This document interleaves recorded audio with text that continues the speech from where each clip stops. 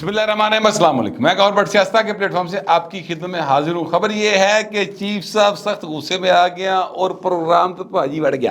اچھا، یہ جو ہے نا معاملہ، یہ بڑا سنجیدہ معاملہ ہے۔ حادثہ میں پروگرام بڑھ گیا کہ اس کے اوپر آیا ہے، لیکن بہرحال میں آپ کو اس سنجیدہ معاملے کے اوپر ابھی اپنی گزارشات سے آگاہ کرتا ہوں، مگر اس سے پہلے میں آپ سے یہ گزارش کروں کہ میں پاکستان کے اندر آزادی اظہار کے لیے جن لوگوں نے آواز بلند کی ہے، میں ان کے ساتھ کھڑا ہونے والا قبیلے کا بندہ ہوں۔ میں آزادی اظہار پہ کسی قدغن کا قائل نہیں ہوں، یہ بات بالکل کیٹیگوریکلی کلیئر کر لیں، لیکن میں جھوٹ بولنے کے سخت خلاف ہوں۔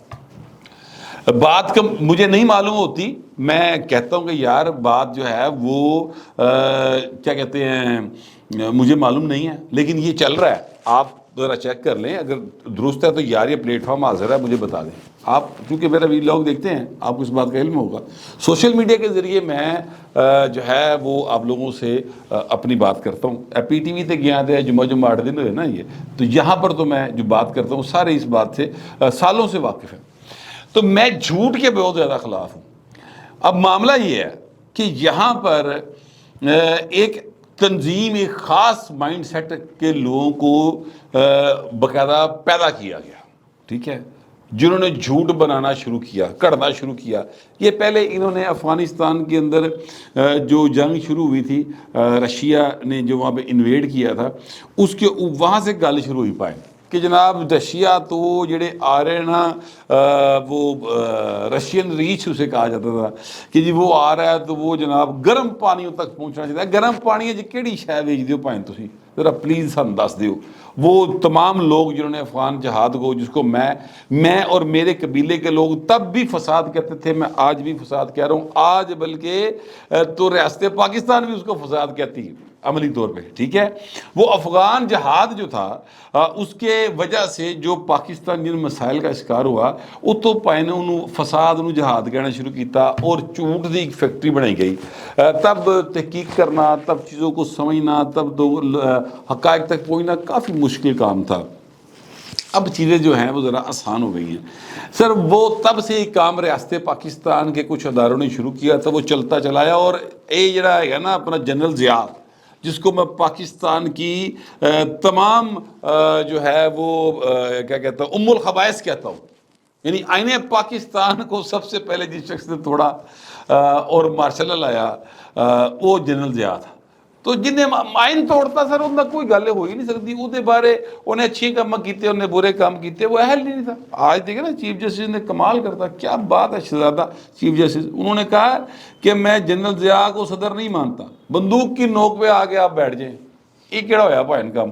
اچھا، بلکہ اس حوالے سے میں آپ کو بتاؤں، ایک ہوتے تھے جسٹس یعقوب علی خان صاحب، اگر میں غلط نام نہیں لے رہا تو میرا خیال ہے وہی تھے، ان کی تو سعید چودھری صاحب کے مطابق ان کی تو قبر کے اوپر باقاعدہ جو کتبہ ہے نا فیصلہ وہ لکھا ہوا ہے، اور وہ کون تھے؟ جسٹس رمدے کے سسر تھے، جنہوں نے یہ فیصلہ دیا تھا کہ یحییٰ خان جو ہے، وہ آسمہ جیلانی کیس کی بات کروں، اس میں یہ فیصلہ دیا گیا تھا کہ جو ہیں اپنا یحییٰ خان وہ یوزرپر ہے، اس نے اقتدار پر قبضہ کیا ہے۔ یہ فیصلہ دینے والے جو جج صاحب تھے، ان کی قبر کے اوپر پورے کا پورا فیصلہ لکھا ہوا ہے، کتبے کے اوپر نا، کہ انہوں نے یہ فیصلہ دیا، تاریخی فیصلہ سر۔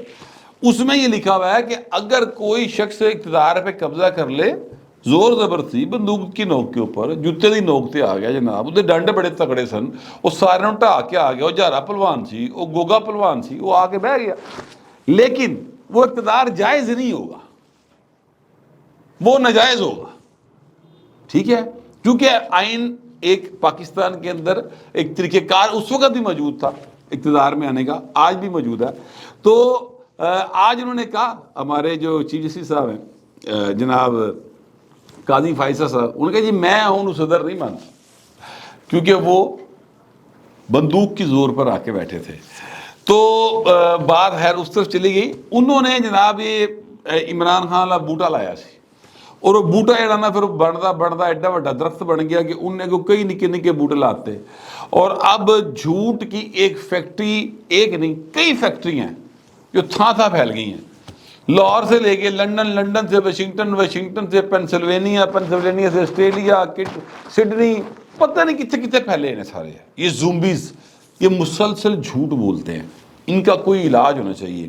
یہ بات میں ساری کیوں کہہ رہا ہوں؟ یہ بات میں اس لیے کہہ رہا ہوں، ہمارے جو پرائم منسٹر ہیں، نگران وزیر اعظم ہیں جناب انوار اللہ کاکڑ صاحب، وہ ایک آئینی بندوبست کے تحت اس ملک کے وزیر اعظم ہیں. یہ بات ذہن میں رکھیے گا. آئین پاکستان میں یہ کہا گیا ہے کہ ایک نگران وزیر اعظم ہوگا، اور وہ ہوگا جس کے اوپر اپوزیشن اور حکومت دونوں اعتماد کریں گے، وہ وزیر اعظم بن جائے گا. دونوں نے اعتماد کیتا، وہ وزیر اعظم بن کے بیٹھ گئے. امر واقعہ یہی ہے. ٹھیک ہے. اچھا اب کسی کو یہ لگے اچھا، کسی کو لگے یہ برا، لیکن غلطیں اینجی کیجیے. اچھا وہ گئے لمز یونیورسٹی، وہاں پر ان سے کچھ سوال کیے گئے، بچوں کو فیڈ کیا گیا ہوگا، ہو سکتا ہے بچوں کو صحیح بتایا گیا ہو سکتا ہے بچوں کی اپنی سوچ ہو، جو بھی آپ مطلب ہے کہ بچوں نے سوال کیے، انہوں نے بڑے ہی تحمل کے ساتھ ہر سوال کا ڈیٹیل میں جواب دیا اور باقاعدہ تسلی کرا کے جواب دیتا. ٹھیک ہے. اب جناب بڑا ٹویٹر تے رولا پڑنا شروع کرتا، ان کے صرف سوال چلا رہے ہیں، شہباز گیل اینڈ کمپنی، شہین سبائی ٹائپ جڑیاں ایٹما نے، اللہ معاف کرے میں ہے وہ بات نہیں کر سکتا جو رضوان الرحمان رضی عرف رضی دادا کرتے ہیں، ان کے بارے میں نہیں وہ کہہ سکتا. لیکن میں یہ کہہ رہا ہوں کہ چوٹو چوٹ چتالی چلا. پھر اس کے بعد ایک ٹرینڈ چلا اور وہ چلایا گیا کہ جناب لمز کے اوپر حملہ کر دیا گیا. جی پولیس نے دھاوا بول دیا کہ یہاں پہ منشیات بکتی ہے، یہاں پہ فلاں ہوتا ہے، ٹمکا ہوتا ہے.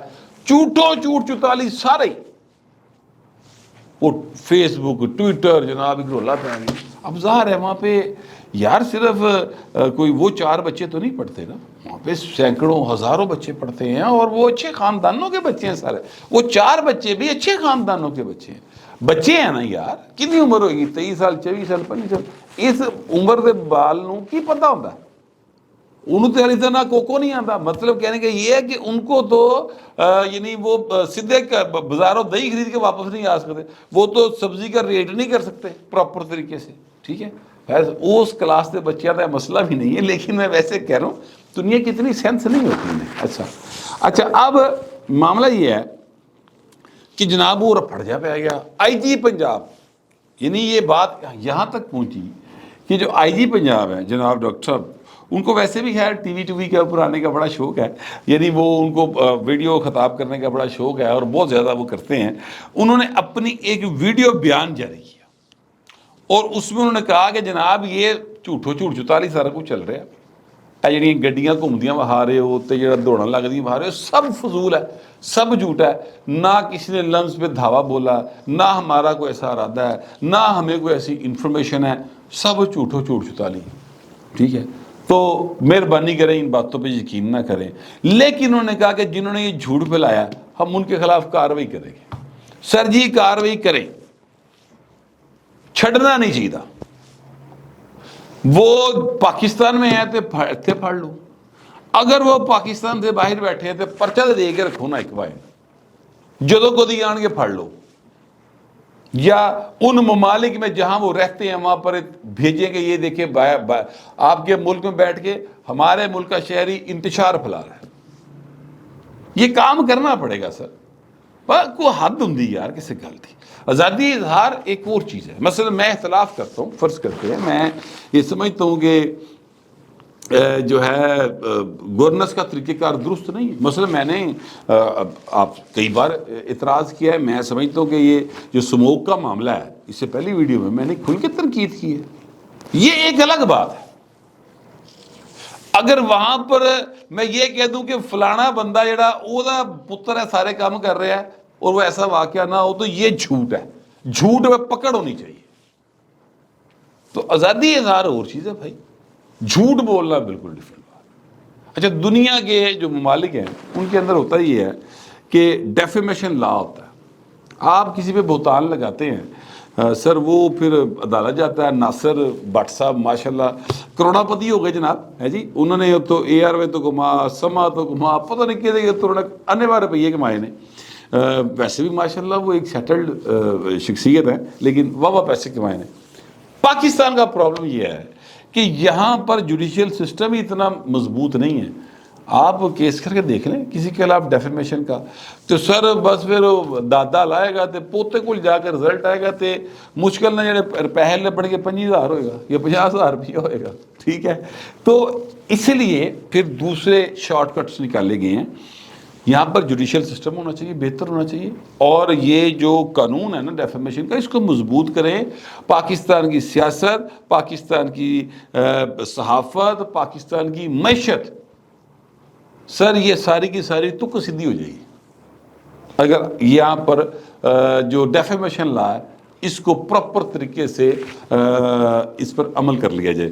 بہرحال چونکہ معاملہ عدالتوں کی طرف آ گیا ہے, تو میں ویسے ہی آپ کو پتہ ہے چیف جسٹس قاضی فائز صاحب کا میں تو بڑا مداح ہوں سر. وہ بڑے یعنی زبردست آدمی ہیں. میں تعریف اس لیے نہیں کر رہا کہ وہ چیف جسٹس ہیں, وہ چیف جسٹس نہیں تھے تب بھی میں ان کی تعریف کرتا تھا, کیونکہ جس طرح سے انہوں نے سٹینڈ لیے تھے, خاص طور پہ فیض آباد دھرنے والا جو فیصلہ تھا, کمال فیصلہ. اب اس پر امپلیمنٹیشن کا رول ہے, اور انہوں نے کہا جی امپلیمنٹ کرو. حکومت نے کہا جی فیکٹ فائنڈنگ کمیٹی بنا دینے ہیں.